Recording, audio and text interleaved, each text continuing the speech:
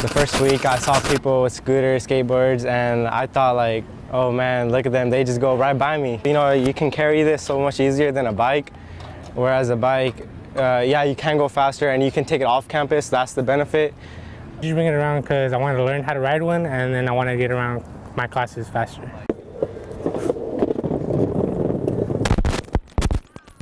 Get a good angle. No, I'm kidding. I bring it because I get a class a lot faster, right? And then I'm not sweating, rushing, walking when I get to class.